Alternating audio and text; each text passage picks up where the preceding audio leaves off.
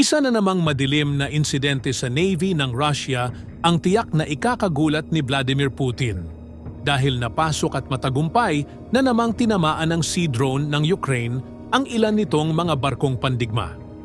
Hindi ito ang unang insidente na naisahan ng mga Ukrainian ang Navy ng Russia.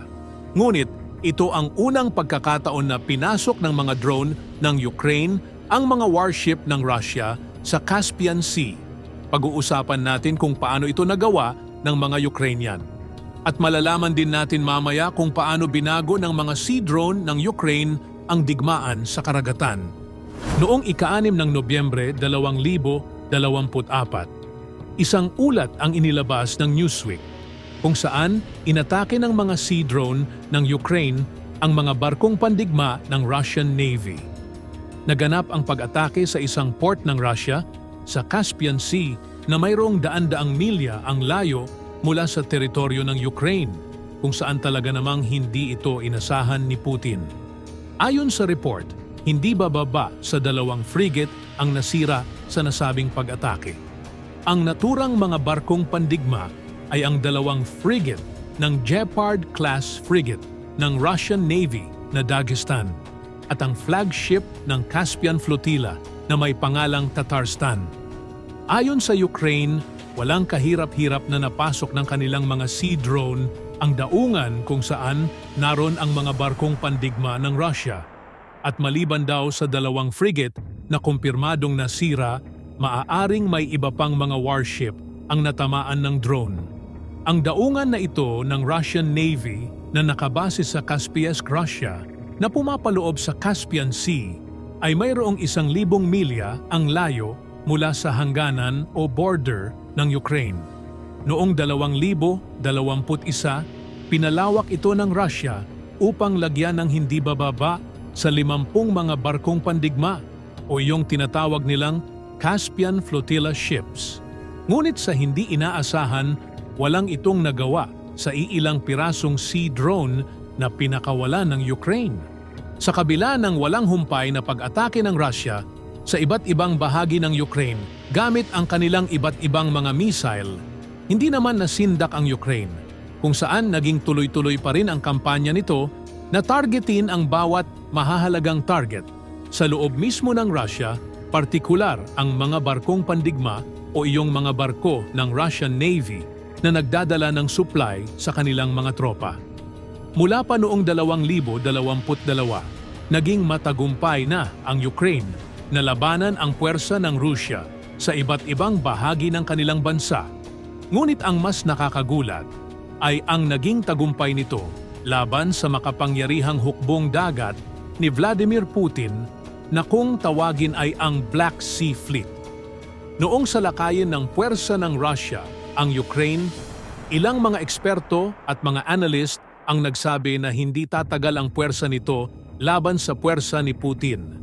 Mabilis lamang daw itong lilipulin ng Russia sa pamamagitan ng sabay-sabay na pag-atake mula sa lupa, himpapawid at dagat. Ngunit sa tulong ng Amerika at iba pang NATO member, nanatiling matatag ang puwersa ng Ukraine sa lupa at himpapawid. Samantalang sa dagat naman ay nagkaroon ito ng kakaibang armas at taktika sa pakikipaglaban na siyang gumulat hindi lang sa hukbong dagat ng Russia, kundi maging sa Navy ng buong mundo. Gaano ba talaga kahusay ang Sea Drone ng Ukraine? Bakit nagawa nitong mapaurong ang makapangyarihang puwersa ng Navy ng Russia? Ang mga Sea Drone ng Ukraine ay sadyang idinisenyo bilang magaan, maaaring gamitin sa reconnaissance at heavy-hitting strikes na nagdadala ng hanggang sa 600 at 61 pounds ng mga pampasabog. Ang kanilang bilis at maliit na sukat ang siyang nagiging dahilan kung bakit mahirap silang maharang at kadalasang nakakalampas sa mga barko ng Russia nang walang kahirap-hirap. Ang mga unmanned surface vessel na ito ay may 3 anyo. Una ay ang tinatawag na Sea Baby, pangalawa ay ang Magura Vi-5 at ang pangatlo ay ang Mamay. Ang Sea Baby na may kakayahang umabot sa bilis na 70 kilometro bawat oras ay pangunahing idinisenyo upang maabot ang mga nakatigil na target. Ang Magura Vi-5 naman na ipinangalan sa isang Slavic war goddess ay mas maliksi kaysa sa Sea Baby. Bagamat hindi ganon kadami ang dala nitong explosive para sa mas mahusay na maneuverability, perpekto naman ito para sa mga target na barko na nasa labas ng mga pantalan. Mayroon itong range na 800 kilometro, haba na 5.5 metro, lapad na 1.5 metro at napakagaling nitong mag-navigate. Noong nakaraang Disyembre, ipinakita ng Ukraine ang kanilang pinakabagong drone na tinatawag naman nilang Mamay, na ipinangalan sa isang bayani. Mayroon itong bilis na umaabot ng 110 kilometro bawat oras at mas mabilis ito kumpara sa mga naunang sea drone. Ang bawat drone ay nilagyan ng mga camera para sa pilot monitoring, habang ang mga variant ng surveillance ay mayroon namang mga high-tech na sensor, kabilang ang mga gyroscope para sa orientation, laser rangefinders at marine radars. Ang mga sea drone na ito ay gawa sa plastic, kaya napakahirap nitong makita sa radar. Mayroon din itong low heat signature na siya namang nagiging dahilan kung bakit hindi ito nahahagip ng thermal imaging camera. Maliban sa mga yan, meron ding backup connections ang drone sa kanilang remote control system kung sakaling magkaproblema ang main connection. Isa itong mahalagang bahagi upang malabanan ng mga operator ng drone ang Russian electronic warfare, kung saan maaari nitong magambala ang mga signal ng barko. Kasama sa mga komunikasyon ng sea drone ay ang isang Starlink dish na naka-mount sa kanilang mga likod. Samantalang ang mga suicide variants naman nito ay ina-activate ng mga fuse na nakamount sa kanilang harapan, kung saan kapag tumama ito sa target, maglilikha ito ng malaki at nakakapinsalang pagsabog. Maaga noong 2022, matagumpay na nagamit ng Ukraine ang kanilang mga sea drone laban sa mga barko ng Russia, kung saan ang kanilang pinakatanyag na pag-atake ay noong napalubog ng mga ito ang cruiser Moskva, ang flagship ng Russian Black Sea Fleet. Maliban sa Moskva, nasira din ng sea drone ng Ukraine ang sumunod na flagship nitong Admiral Makarov frigate. Noong Oktubre sa parehong taon, ang nasabing barko at iba pang mga kasama nito ay direktang inatake ng 8 Ukrainian air drone at 7 sea drone habang nakaangkorahe sa kanilang base sa Sevastopol. Bagaman sa ulat ng Russia ay naharang nila ang lahat ng air drone.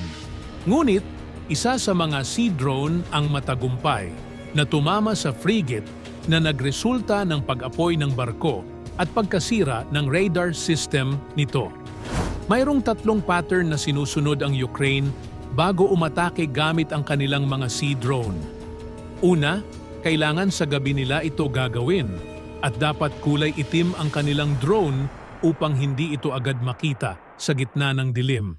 Pangalawa, madalas nilang inaatake ang pinakamahinang parte ng barko, gaya ng kung saan nakapwesto ang makina. Pangatlo, kapag ang unang drone ay tumama na sa target, ang mga susunod na drone ay doon naman aatake sa armor ng barko o sa katawan nito, hanggang sa ito'y masira at tuluyan ng lumubog. Ang ganitong pamamaraan ng pag-atake ay talaga namang naging pangunahin ng ginagawa ng mga Ukrainian laban sa mga barko ng Russia. Ang isa sa kanilang hindi malilimutan na pag-atake sa mga barko ng Russia gamit ang sea drone ay noong inatake nila ang Corvette Samum noong Setyembre 14. Hindi man nito tuluyang napalubog ang barko, ngunit nagkaroon naman ito ng isang malaking pinsala. Noong nakaraang Nobyembre, 2 pang barko ng Russia, isang Serna-class landing craft at Akula-class landing craft ang nawasak sa Crimea sa kamay ng Magura drones. Noong Disyembre, inatake naman ng mga Sea Baby drone at sinira ang patrol ship ng Pavel Derzhavin, ang rescue tug na Nikolai Mura at ang reconnaissance at hydrographic ship na Vladimir Kozitsky. Nagpatuloy pa ang pag-atake ng sea drone ng Ukraine hanggang sa 2024.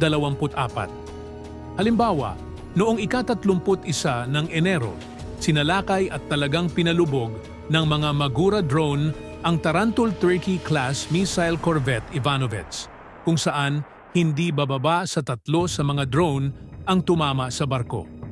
Bagaman sa umpisa ay napansin ito ng mga crew ng warship at agad nagpaputok ng 30mm AK-630 Merrimack Close-in Weapon System, CIWS, upang harangin ang drone, ngunit bigo pa rin silang pigilan ang mga ito. Noon namang araw ng mga puso, mas maraming Magura drone ang sumalakay sa isang barko ng Russia. Sa pagkakataong ito, ang amphibious vessel naman na Caesar Kunikov ang kanilang tinarget. Ayon sa mismong Ukraine, direktang tumama sa barko ang nasabing mga drone. Dahil doon, nagkaroon daw ito ng mga kritikal na butas hanggang sa nagsimula ng lumubog. Noon namang Marso, sinalakay din ng mga sea drone ang Russian patrol ship na Sergei Kotov, na bagamat nakita ng mga crew ang paparating na Ukrainian drone, ngunit hindi nila ito nagawang sirain hanggang sa mahuli na ang lahat. 7 marino ang namatay at 6 ang nasugatan sa pag-atake. Ayon sa Ukrainian intelligence, ang barko ay nagtamo ng pinsala sa bandang hulihan at magkabilang gilid bago tuluyang lumubog. Dahil sa mga sea drone ng Ukraine, labis talagang naapektuhan ang gagawin sanang mapangwasak na mga operasyon ng Russian Navy sa Black Sea. Nawalan ng saysay ang mga bagong teknolohiya at armas ng mga warship ng Russia, kung saan maging ang mga opisyal na nagdadala nito ay tuluyan nang nawalan ng tiwala si Putin. Noong kalagitnaan ng Marso 2024, sinibak ni Putin ang commander ng Black Sea Fleet na si Admiral Nikolai Yevmenov dahil sa pagkawala ng napakaraming barko. Samantalang ang tuloy-tuloy na pagdomina ng Ukraine sa Black Sea Fleet ay napatunayang isang mahalagang tagumpay hindi lamang para sa moral nito, kundi para rin sa kanilang madiskarte at pang-ekonomiyang kakayahang mabuhay.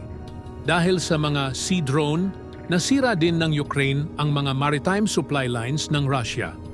Halimbawa, kung dati ang Russia ay maaaring magdala ng langis mula sa Syria sa pamamagitan ng Black Sea at sa mga puwersa nito sa silangang Ukraine.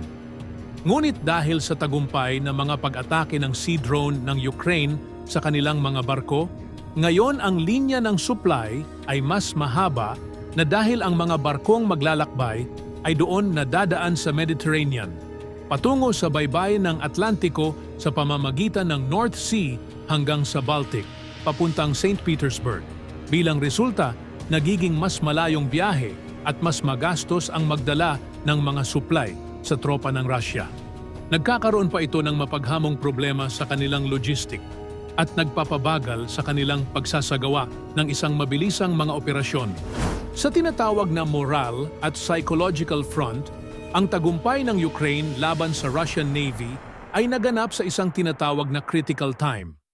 Pinapakita nito sa mga Ukrainian na maaari pa ring gumawa ng isang imposibleng bagay sa kabila ng pagkakaroon ng tila wala ng pag-asa. Ang patuloy naman na suporta ng kanluran ay ang pinakamahalaga para sa Ukraine at ang tagumpay laban sa Black Sea Fleet ay maaaring isang mahalagang garantiya na talagang hindi nasasayang ang naturang suporta na kanilang natatanggap.